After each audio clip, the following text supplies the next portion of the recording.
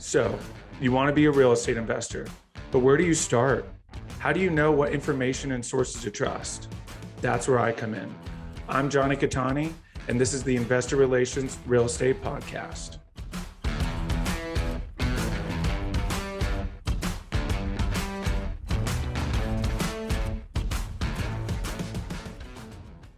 Hey guys, real quick, before we start, go to investwithcattani.com and download my free ebook, Is Commercial Real Estate Recession Proof? Now to today's show. What's up, guys, and welcome to another episode of the Investor Relations Real Estate Podcast. I'm your host, Jonny Cattani, and I am joined today by the amazing Derek Clifford. Derek and I first connected and are connected through Raise Masters. Shout out. Yep. Derek is a successful multifamily real estate investor, podcaster, content creator, and author. He has retired from his full-time job back in September. Today, he's a multifamily investor controlling 350 plus apartment units with over 40 million assets under management. Derek is the founder and CEO of Elevate Equity, a firm that partners with married professional couples and individuals to unlock the 3+1 degrees of freedom: time, location, financial, and health. Derek published his first book, Part-Time Real Estate Investing for Full-Time Professionals, in 2019, which has helped several people get started on the path of growing their passive income on the side while working a full-time corporate job.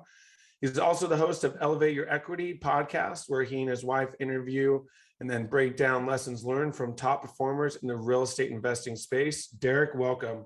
Hey, Jonathan, it's so good to see you, man. Thank you so much for having me on. And it's cool to have met you in person last month, I think, right? Yeah, absolutely. Yeah, we met at Best Ever. And then, of course, always connecting. It's funny doing everything over Zoom and then finally going, in-person stuff. You're like, I definitely know you. So always seeing you on the Raise Masters meetings and stuff. So yeah. I'm glad we finally get to do this. So let's kind of start in the beginning here. Obviously, you were a full-time working professional. What field were you in? What were you doing? And then what caught your eye about, investing and eventually moving into this space? Yeah, so I was trained as a chemical engineer back in college, and I started working in the oil business for quite some time out in Houston, and then moved to Washington State, where my wife, or soon-to-be wife, was residing. And then after that, she found a residency in Northern California, and I had to look for a new job, and I always wanted something that was beyond the engineering space. So I picked up my bags and moved to work as a project manager in the utilities field. So for those who are in the California Bay Area or in any part of California, you should be familiar with PG&E, or Pacific Gas and Electric. I used to work for them for about 5, 6, or maybe even 7 years. I can't remember, right? But worked for them for a long time, doing some gas pipeline infrastructure and some electric substation installations and stuff like that. And took my project management knowledge, which was my main gig, and used that to help myself leverage into buying single family homes in the Midwest from my home base in California. And, it's a long story about how we got started, but basically we started on accident because in Washington State, my wife had bought a condo that was, she bought it in like 2008, like in June or like May or something in 2008, a couple of months before the crash. And she bought it for $250,000, right? And then a couple months later, it was worth 90. And it was almost to the point where she was like, can you take this back? Like, she was asking the seller if he could take it back. And they're like, nope, fat chance for that.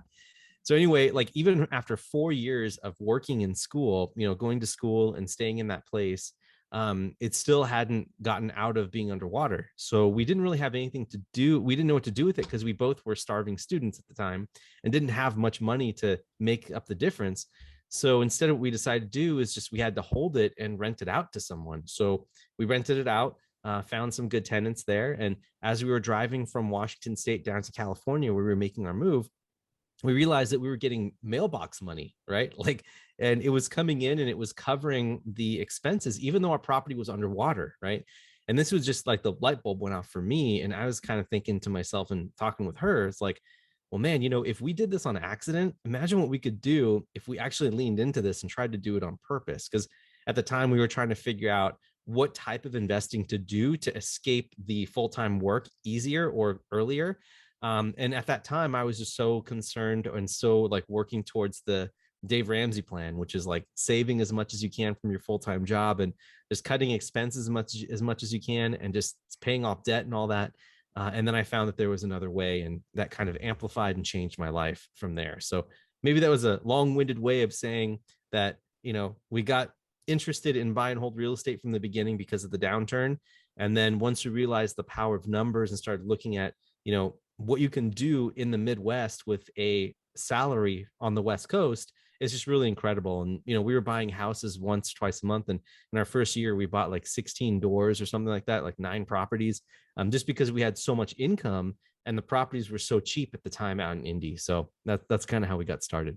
Awesome. That's wild. So by accident, all of a sudden realize like, wow, there's really something here. Of course, very smart of you to realize that in the Midwest, the dollar goes a lot farther, especially on that West Coast salary. So start with that. It sounds like a very nice size portfolio of single family. And then was it a scalability thing, or what kind of led you towards, the multifamily in that aspect? And then do you still have those single family? Yeah, really good question. So to answer the first part of your question, we looked at our single family portfolio and we wanted to do more, right? Multifamily was always on the table, but I thought that was for big boys. I thought that was like, for later on, and that was for something, it just seemed really intimidating, right? So we stuck with single families until we realized, oh my gosh, like I only have 10 loans. Because if you do these standard Fannie Mae conforming mortgages that are 30-year amortized, and a lot of the underwriting that you do when you end up buying these properties are based on that loan assumption. So in order for me to continue buying in the places that I was buying and the type of properties I wanted to buy, I realized that I only had a limit of 10 properties. I could have gone to a bank and done a portfolio loan and then refinanced, but then it would have been in the commercial space. And as I got to know and talk to more people in the area, it was kind of like, well, if you do that, you might as well just buy a multifamily, because instead of having 10 roofs, you would have one roof, and you'd have one common entry area and one lawn and one property manager to deal with, instead of having 10 separate ones where you have 10 different things to monitor all the time, 10 sets of heaters, 10 sets of roofs, 10 sets of everything, right? ACs, all that stuff. So then we kind of like cautiously looked into the multifamily space, and then we kind of just found ourselves falling into a multifamily property in 2018. And that was the property where I could say that we did everything wrong. Jonny, we did everything wrong in that one, man. Like we learned all the lessons that we were not, that all the things that we were not supposed to do, we did on that particular deal. But we cut our teeth on that one, and it's been working ever since then. And we've kind of expanded on that experience later. And to answer your second part of the question is, do I still have those single families? The answer is no, but in a way, yes, because we did a 1031 exchange with all of those single families that we had and rolled it into a 36 unit apartment complex. And so that one is basically pretty much all ours. So, Awesome. yeah. Very cool. So talk about, I guess, some of the things you did wrong in that first deal and the lessons you learned. Yeah, there was a lot. I mean, so the first thing is I think that it comes down to partners. Really understanding who you're working with is super, super important, because if you don't have the right partners with you, it can make your life really hard, and you'll want to exit when that exit situation even requires you to put money in or to lose money, right? And you just don't care. Like there's an emotional thing. And Warren Buffett's number one rule about investing is don't lose money, right? So as long as you don't sell, you hold on, you figure out the problems, and you keep moving forward. We learned so much about how contractors can steal from you, because that's what they did, how you need to have a boots on the ground equity holding representative there in that market when everyone else is abroad, right? You need to have at least one owner who owns that property or has an equity stake on the ground there with the property. You need to have a great property manager, and you have to screen them out really well. And basically you just have to rely on your team and just trust that things will happen. And I learned a lot about myself, about standing up for my own values, right? Pushing back against another team member who you're working with that I didn't agree or see eye to eye on, that would have saved us money in the beginning. And just, a lot of things about that personally that I learned from a mindset perspective that helped me blossom into the investor I am now. Awesome. I love that. Yeah, it's so true. I mean, you really need to pay attention to who you're working with and vet them. And unfortunately, listen, there are plenty of people who can say that they've nailed the partnership right from the start and they're still going. But unfortunately, like you, I've also had the same experience. You kind of learn the hard way. But listen, there are no free lessons, and this is part of it. So hopefully you didn't lose money on that deal. But one thing that's unique to you and your soon-to-be wife is you guys are business partners. So let's kind of jump into that and talk about having your spouse as a business partner. Yeah, for sure. So, my wife and I have been married for 7 years, been together for about, I'd say maybe 10 or 11 years now, actually, depending on what you count as dating. But yeah, it's in that time frame. And we really feed off of each other. There is no way that I would have had the confidence to move into the multifamily space without my wife asking me the right questions and being supportive of what I was trying to do. She was the one who helped me get involved with Vinny Chopra, who was my first mentor and most influential person I've ever met. Just from his knowledge in real estate investing, but also his attitude and how we as individuals should live later in life, right? And currently in life. And so he was a great role model for all of those things. And she was the one that really forced me to consider spending the money for the mentorship to get involved, right? And at every inflection point where I've pushed back and had resistance, including when we were renting our property, she was the one that made me say, you got to look at the big picture. You got to think about this, right? So in every sense of the word, she has been the visionary of everything that we do. She's helped with the podcasting. She's helped bring team members on board. She's helped reinforce that we need virtual assistants. All of these things would not have been possible without her. And honestly, without her help, I would probably be still doing single families and banging my head against the wall, trying to get this business going. So she has been the one that has been challenging me to think bigger. If I have an issue, she's there for the ups and downs, and she's there to push me and help me go along the business. And also, really help me reevaluate and understand where my blind spots are, right? Like she really helped me through that first multifamily where we had these partner issues that were just did not seem reconcilable at all. Was she involved in it as a partner as well? She had to be pretty soon. Yeah. She eventually stepped in and started to mediate a little bit, and then helped me work through some of the stuff that I had and some of the things that I needed to hold myself accountable for in that whole relationship. And so, a lot of this stuff is really underrated, but it's very underrated because it's so important to have that mindset piece right when you're doing this investing, because when you're doing it, it's for the long haul. And as long as you understand that it's for the long haul and that where your blind spots are, you have someone that's your confidant that's cheering you on and also helping pull you through some of the tough times, that's really what you need. So again, without her, there wouldn't be a real estate business. We wouldn't even ask the question to start a company. So it's really been a lot of her. And that's kind of, she's been involved in a lot of the marketing and the capital raising and all that stuff, but I think that all takes, a back seat to all the things that she's been able to do for us on the upfront side and for her business as well. Awesome. I love that so much. That's what an incredible answer. And hopefully she listens and is smiling. Yeah. And I'm sure she probably will say the same about you, that it sounds like you both complement each other very well, which is very, very important, in any partnership, especially romantic, business aside. But when you're going to combine them, that has to be there. So that's really incredible. So obviously it was a huge, huge piece of this, helped you start it. First deal didn't go well. Let's talk about now you learned some valuable lessons. Now let's get to that second deal and, you have a lot of great lessons from the first ones. And what does that look like? And do you have new partners for this one? Yeah, absolutely. So we do have new partners.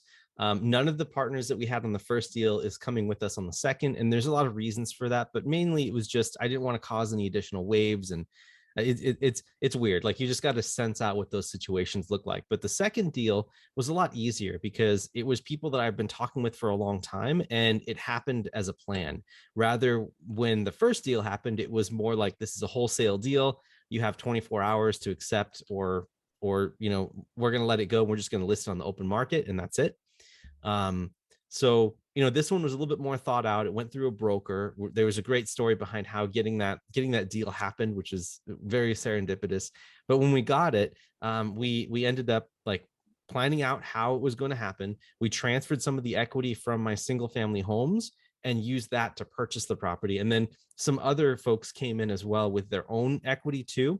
And so now we're kind of all working together in this entity. So yeah, it was pretty organic. We knew who each other were and trusted each other a lot, been talking for many years, and we felt like it made sense. And this one has been going a lot smoother than the first one, for sure. Awesome. I love that. So at this point, have you raised any outside capital, or you're still keeping everything? Okay. So you have done a capital raise and kind of gone through that process. And is this Correct. just friends and family at this point? Yeah. So at this point in the story, we've only had like 2 or 3 multifamily properties. And so this is all just joint ventures, including my own cash and some people that I wanted to partner with. So we all pooled our money together and we made that happen, and did that for a few more times. And then earlier this year, we did a syndication, or actually like last year, we raised money and placed it with some people in Raise Masters, right? So nice. we started doing the capital raising thing and attracting money and getting everyone excited about real estate investing, pulled the money together and put it in a stake with another operator inside of Raise Masters out in Texas. And so that has been going really well. So I have experience raising capital and placing it with another operator there. And then we did our own in Indianapolis, where we raised some capital and then we placed it in a property that we had sourced internally, that we had underwritten, we had found the loan for, and we're operating right now currently. So yeah. Awesome. I love that. So you've kind of now hit every piece of the puzzle in terms of, how a deal is supposed to go. So now I'll kind of talk about, you've got 350 units now, give or take, under management. So talk about now, you've got the infrastructure in place. What are the goals as you move forward and this year and as you continue to move forward? Yeah. So honestly, like, you'll probably hear this a lot from some of your podcast guests, but the main objective is to get as much healthy debt as we can right now. I seriously believe, I just heard the latest podcast from Hunter, where he talked with, I forgot the guy's name, but he's a big macroeconomist, and he's really big on like picking up trends, and has been around a lot of cycles. And he was saying that this is the golden age right now of multifamily. The demand has never been higher. Rates are still historically low, even though they're rising right now. And construction is just not keeping up with the current demand. So this is the perfect time to get into this space. And we're really just kind of riding that wave and trying to get as much acquisitions as we can, as long as it makes sense and it still hits our return objectives. That's the tricky part. So what we're doing right now, Jonny, is we're basically buying smaller multifamily properties right next to each other in our markets. And then we're rebranding them to be one property all at one, because then that way, when we exit, all you got to do is say, well, it's got the same finishes, the same manager, the same books, the same entity, all of that. So when you sell it, it appears as if it's one complex with 2 parcels, or 3 parcels, or parcels, or whatever. But that's how we're planning on approaching a lot of this acquisition strategy, which is making a lot of sense for us. At the You're same talking time, like literally right next to each other. Correct. Yeah. Or across the street, or basically making it possible for one manager to be able to walk to the unit or show it at will. Basically, that's what we're trying to do. And so, we have that going on, but then we also have an arm where we want to help people with their capital right now, their capital needs right now. As you know, we're part of Raise Masters, so there's plenty of great operators inside of Raise Masters that we feel confident in moving money into some of their deals with. So I definitely want to help with that, as if we're not finding deals in Indy, which it's been taking a while to get these good ones. But in the meantime, we're happy placing it with experienced operators in markets that we like, with operators we trust. And then we have a third arm of the business, which is education. Right now, we're working on getting a coaching program going up. That's basically just a video series online where we talk about all kinds of different things. And we have our podcasts and books and all that. So plenty of things that we're doing, lots of content we're creating, and lots of things out there to get to know more about the space. I love that so much. You guys are just kind of breaking into every little thing, which is a perfect segue, because I want to get into your book. So kind of talk to me, where did you get the idea for the book? What was the process like? And, growing that arm and that education piece. Yeah. I wish I could say that I sat down and had this giant stroke of genius, right, that came into my mind, right, Jonny, but it didn't happen that way. What it was is, as I was building my portfolio of single family homes while I was working, and I was also being mentored by Vinny, right, Vinny Chopra. So I was getting this education on the multifamily side, but had active experience in the single family. I kept getting questions from a lot of my colleagues at work, right? A lot of colleagues. They're like, hey, how did you do this? How are you buying properties for $50,000, in the Midwest? Like, how are you buying, like, how is this all working? And so I basically compiled just a whole bunch of lists of questions that people were asking me over and over again. And I kept explaining them. And so the book is kind of this manifestation of me being lazy. I didn't want to have to answer the same questions over and over again. So I wrote a book on it, on all the questions that busy working W-2 professionals have, in order to build a side hustle up on the side, and then eventually start scaling it to where you can leave the job. And it became a passion project of mine. I wrote the book in 30 days. It was not ghostwritten. It was me. I did everything in 30 days. I wrote 1,000 words a day and stayed up as late as I needed to write those 1,000 words, got it edited, formatted, and all of that. And I'm really proud of it because it's very visual and meant to be a very quick, powerful read for people who are very busy in their full-time work. So that's kind of how the genesis of that book came in. That's awesome. And no writer's block then, huh? Just were able to crank out 1,000 words. No. So I actually did this thing called self-publishing school where they teach you a method of no block. And here's the secret to it, Jonny. So first you start with the mind map, right? Where you say, okay, what's the central idea? And then branching out from the central idea, what are the main points of those? And then you just keep going deeper and deeper down that hole, right? Of like, more and more detail for each of those points. And once you have that outline, then you can, or your mind map, you can create an outline, and you do your outline on little sticky notes, right? And you move the sticky notes around so that each sticky note is a chapter. And for each chapter, you have like 4 or 5 bullet points for what was on your mind map and now is in your outline. And then once you have your outline, you shouldn't have writer's block, as long as when you start writing, you know how many words you want to hit to at the end, right? You want to know the size of your book. So you want to know what the total word target is. As long as you keep that in mind when you're writing your chapters, and just making sure that you stay consistent and with it. And the key to doing this is to just keep writing. Don't hit the backspace key. Do never do that. Even if you misspell something, or if you're being repetitive or anything. Wow. And there's a reason for this, because as soon as you hit the backspace key, your brain starts thinking, oh, what else can I eliminate? And then when you start thinking, oh, I don't really need this, this is kind of repetitive, then you lose the flow, and that's writer's block. So if you keep writing, even if it's repetitive or it comes out in a different way, your editor is going to be editing all this out anyway. And they may circle something and bring up a comment on that writing that you wrote that seems repetitive. And they may ask a question that may remind you to say, oh, I need to actually put this in here. So just don't stop writing. Just keep writing, right? Follow your outline, and make sure you have your word goals in mind, like what your word target is. So that's just kind of a mini series on writing a book. Wow. Incredible. Now we know the title for this episode, Derek Clifford, How to Write a Book, published author.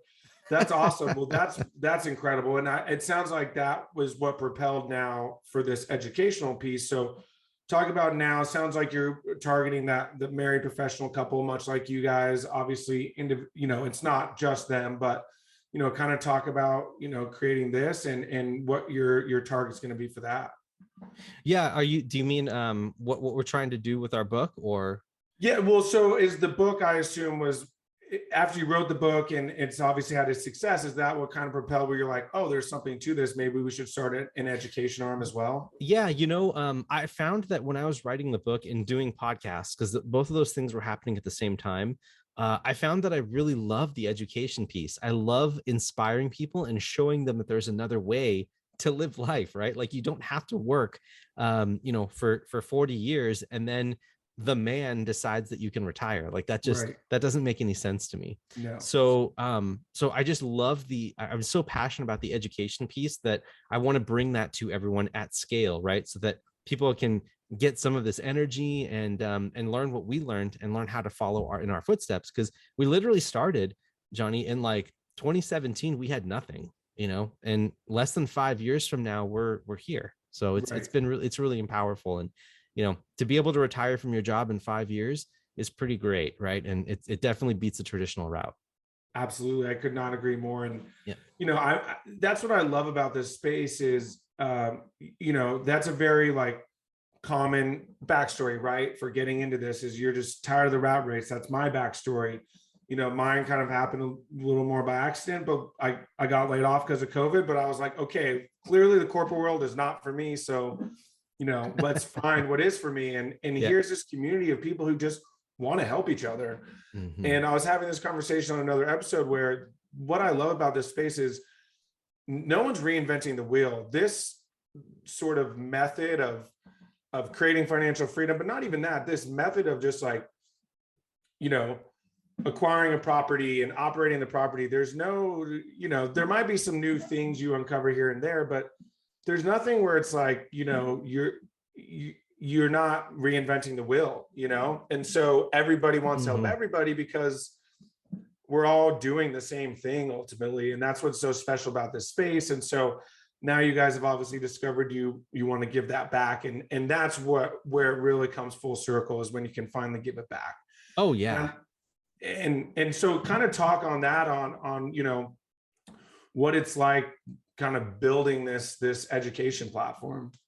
Yeah, thanks, man. I think that right now, like I've learned that you've got to tap into the power of groups, right? Into the power of people who you're trying to serve by asking them good questions. I think that, a lot of times when you're in this industry and we live and breathe this, and literally this is all we do. We left our full-time jobs to do this full-time. We keep forgetting that the people that are asking the questions, that want to be a part of your vision and be a part of who you are, they have really basic questions. And so sometimes like I overdo it with details. Sometimes I'll go too far. And so being in touch with the audience that you're trying to serve is really important. That's why we're taking our time by testing out content, making sure that it's going to be relevant, because the worst thing that we'd want to do is waste everyone's time, by putting out details that are not useful to most people. And so I think that just tapping into that collective wisdom and opening the conversation up enables that trust to happen. And when that trust happens, right, that's when things start multiplying, just like in our business, right? Like you go from the lone wolf mentality of being a single family investor. And now when you're a multifamily investor, it's a team sport. What's good for you is what's good for the pack, right? Because if you raise money or you raise a bunch of capital and then I place it with you, Jonny, or with someone else and raise masters or something else, like that's a win-win for everyone, right? Right. And so, and then even the people that are already in the market, right, that we're buying, and let's say we're buying in India and you and I joint venture, or we raise money for a syndication in Indianapolis, and I already have properties in Indy, and maybe we're trying to get into Cincinnati and we're doing that. Well, the good news is that I already have property there. And my criteria right now will be different. So even though you're buying like a sub 50 unit B class property, C class property, I may be looking for a 100 unit A class property. So there's just too many things that works when people are talking and communicating with each other. And that also works in the educational space when, we're reaching out, we're getting feedback on what makes sense, what can relate.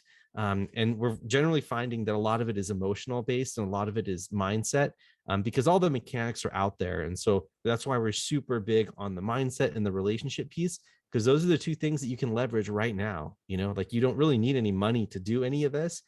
But once you have the mindset and your spouse and your whole personal situation is all lined up and ready to go in the space, then there's no limit to how far you can go. God, that's the truth. That is the total truth. And man, what a difference it makes when you discover that, because all of a sudden it's like a freaking light switch comes on. And that really didn't happen for me. Like, it's funny because I knew I wanted to get into this space for like the last 5 years, but I just wanted to know everything before I got into it. And finally, like I said, before I got laid off, and I was just like, you know what, I'm just going to do it. And sure enough, I discovered a firm here locally, and they brought me in and showed me the ropes. And then I found Raise Masters, and like all of the pieces just kind of fall together when you just kind of what I call receive mode, when you just allow Yeah. like the universe to just show you the way, Mm. and it's really an incredible thing what can happen. Yeah, for sure, man. I think that once you start giving, right, and start giving people the knowledge that you have and the time that you have and the energy that you have, this space is so generous. And Yeah. that's one of the reasons why I felt so comfortable leaving my full-time job, is that the space is so supportive. Everyone thinks it's cutthroat, and it might be at certain points, just It has because its of, moments. yeah, because you're trying to bid on deals, right? And if you're or if you're trying to submit an LOI, and some of the people that you don't know are submitting LOIs, then that can be competitive for sure, but you don't know who they are unless the broker tells you. And if you do know, then most times it's best for you to just like kind of work with the people to figure out Yeah. a way to both come into the deal. So yeah.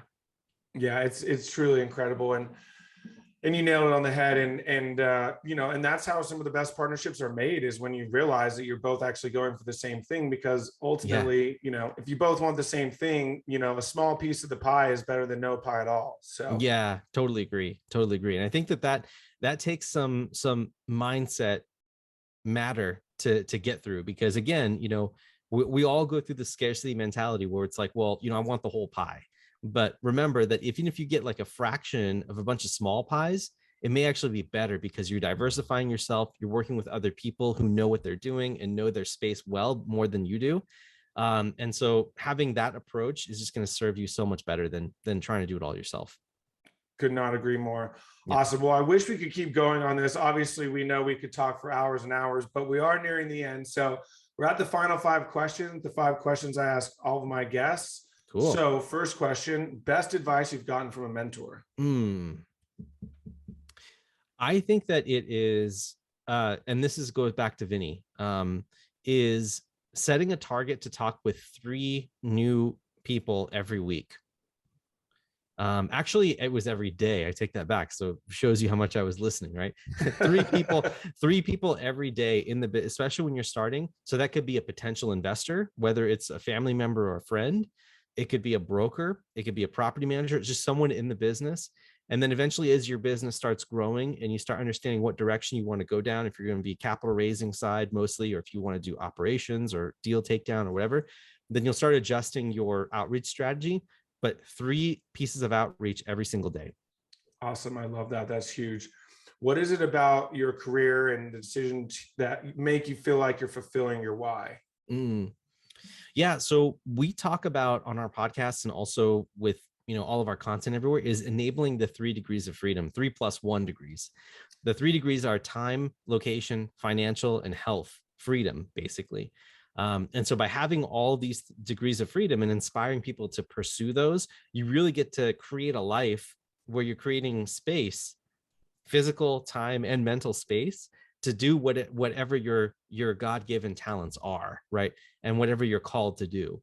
So for me, obviously real estate investing plays a big part of it, but honestly, I don't know if it's really going to be my end all. But all I know is that by creating wealth through passive investing with real estate, I can create those 3 degrees plus 1 degree of freedom to be able to do what I want to do with my time.